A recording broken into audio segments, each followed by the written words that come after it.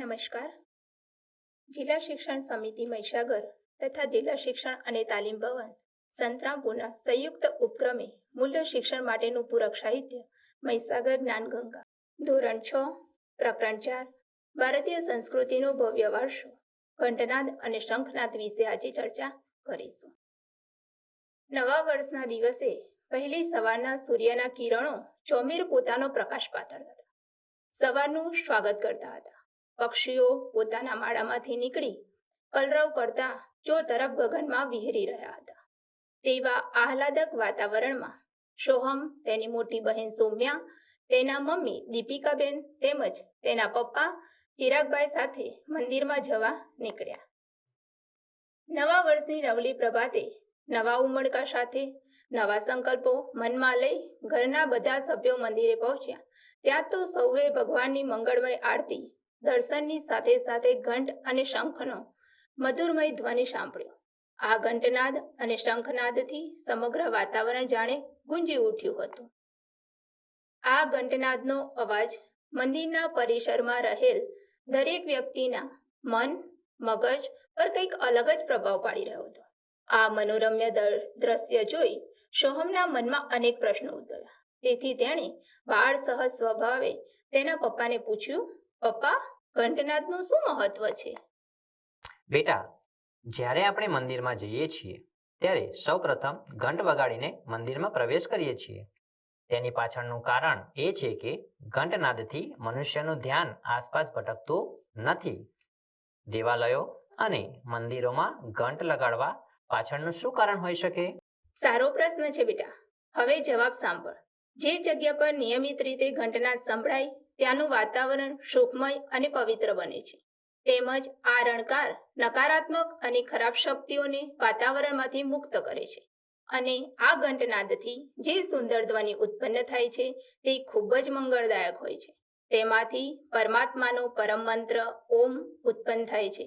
અને હા બેટા, જો કોઈ વ્યક્તિના મનમાં કોઈ પણ પ્રકારના અશુભ કે ખરાબ વિચારો ચાલતા હોય તે ઘંટના આ મંગલમય નાદથી દૂર થઈ જાય છે અને એકાગ્રતા તેમજ શાંતિનો અનુભવ થાય છે. હા ભાઈ, એટલે જ મને લાગે છે કે આપણા મંદિરમાં પૂજા સમયે વગાડવામાં આવતી નાની ઘંટડીના તાલ અને તરંગોથી આપણું મન શાંતિ અનુભવે છે. તેમજ આપણા મન, બુદ્ધિ અને શરીરને એક સકારાત્મક ઉર્જા પ્રાપ્ત થાય છે. આ મોહક અને કર્ણપ્રિય ધ્વનિ આપણને આધ્યાત્મિક ભાવ તરફ ખેંચી લઈ જાય છે. હવે મને સમજાયું કે આપણી શાળામાં પણ ઘંટ કેમ વગાડવામાં આવે છે. આપણી શાળા પણ એક મંદિર જ છે ને. આમ આપણે જ્ઞાન અને વિદ્યાની દેવી સરસ્વતીના મંદિરમાં જ્યારે જ્ઞાન અને વિદ્યા મેળવવા માટે પ્રવેશ કરીએ છીએ ત્યારે પણ આપણા મનની નકારાત્મકતા દૂર કરી મન એકાગ્ર બનાવી અભ્યાસની શરૂઆત કરીએ છીએ. અરે વાહ, તે તો ખૂબ જ સુંદર વાત કહી. સૌમ્ય બેટા, શાબાશ. હવે તમને ખબર છે કે ઘંટનાદની જેમ શંખનાદનું પણ એટલું જ મહત્વ છે. ભારતના મહાન વૈજ્ઞાનિક શ્રી જગદીશચંદ્ર બોઝે સિદ્ધ કરી બતાવ્યું છે કે શંખ વગાડવાથી જ્યાં સુધી તેનો ધ્વનિ પહોંચે છે ત્યાં સુધી રોગ ઉત્પન્ન કરનારા હાનિકારક જીવાણુઓ વિષાણુઓ નષ્ટ થઈ જાય છે. આથી જ અનાદિકાળથી પ્રાતઃકાળે અને સંધ્યાના સમયે મંદિરોમાં ઘંટ અને શંખ વગાડવાનો રિવાજ છે. શંખ ધ્વનિમાં પ્રદૂષણ દૂર કરવાની અદ્ભુત ક્ષમતા છે. મુખની ક્રાંતિ માટે, બળ માટે, પાચન શક્તિ માટે અને ભૂખ વધારવા માટે શ્વાસ, શરદી, જીર્ણજ્વર, અજીર્ણ, ખાંસી અને હેડકીમાં શંખ પુષ્પની ઔષધિ તરીકે ઉપયોગ કરવાથી લાભ થાય છે. નિરંતર શંખ ધ્વનિ સાંભળવાથી હાર્ટ એટેકની સંભાવના ઓછી થઈ જાય છે. શંખ વગાડવાથી ફેફસા શક્તિશાળી બને છે, જેનાથી શ્વાસ સંબંધી દમ વગેરે રોગો થતા નથી. મૂંગાપણામાં અને તોતડાપણામાં શંખ વગાડવાથી લાભ થાય છે. તેમજ શંખમાં પાણી ભરી તેઓને પીવડાવવાથી બોલવાની સંભાવના વધે છે. બર્લિન યુનિવર્સિટીએ શંખ ધ્વનિ પર સંશોધન કર્યું કે શંખ ધ્વનિના તરંગો બેક્ટેરિયાનો નાશ કરવા માટે ઉત્તમ અને સરળતાથી ઉપલબ્ધ ઔષધિ છે. બેક્ટેરિયા, મલેરિયા, હેજા જેવા કીટાણુઓ પણ શંખ ધ્વનિથી નાશ પામે છે.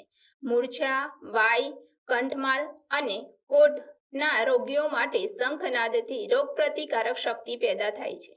ઘંટનાદ અને શંખનાદના આટલા બધા ફાયદા વિશે જાણીને સોહમ તો આશ્ચર્યચકિત થઈ ગયો અને બોલવા માંડ્યો કે આજે મારા નવા વર્ષનો દિવસ સફળ થયો અને આજથી જ હું નિયમિત રીતે મંદિરમાં અને શાળામાં આવીને ઘંટનાદ કરીને જ ભગવાનના દર્શન કરવાનો સંકલ્પ લઉં છું. ત્યાં તો સૌમ્યા પણ હર્ષભેર બોલી ઉઠી, હા ભાઈ, હું પણ આ જ સંકલ્પ લઉં છું. સોહમ અને સૌમ્યા તેમના માતા પિતા સાથે જાય છે, તો ચાલો આ નવા સંકલ્પથી આજથી જ શુભ શરૂઆત કરીએ. આમ કહેતા સૌએ સાથે મળીને એક સાથે ઘંટનાદ કર્યો. થોડી વારમાં મંદિરમાં નવા વર્ષના નવલા પ્રભાતે શંખનાદથી આખું ગામ ગુંજી ઉઠ્યું. ટન ટન ટન આમ સમગ્ર વાતાવરણ આ ઘંટનાદના અને શંખનાદના મધુર અને મંગલમય ધ્વનિથી ગુંજી ઉઠ્યો. તો બાળકો, આજે જે આપણે ઘંટનાદ અને શંખનાદ વિશે શીખ્યા તેની હવે સ્વાધ્યાય તરફ જઈશું અને પ્રશ્નોની ચર્ચા કરીશું. પ્રશ્ન 1, નીચેના પ્રશ્નોના જવાબ આપો. પહેલો પ્રશ્ન છે, ઘંટનાદથી કયા પરમ મંત્રનું ઉચ્ચારણ થાય છે? 2, શંખભસ્મના ઔષધીય ઉપયોગો લખો. 3, ઘંટનાદથી વાતાવરણમાં થતા ફાયદા લખો. 4, બર્લિન યુનિવર્સિટીના શંખનાદ વિશે સંશોધનના શું તારણો હતા? 5, વૈજ્ઞાનિક જગદીશચંદ્ર બોઝે શંખનાદ વિશે શું સંશોધન કર્યું છે? હવે પ્રશ્ન નંબર 2, ઘંટનાદ અને શંખનાદથી થતા ફાયદાઓની નોંધ તૈયાર કરો. આભાર.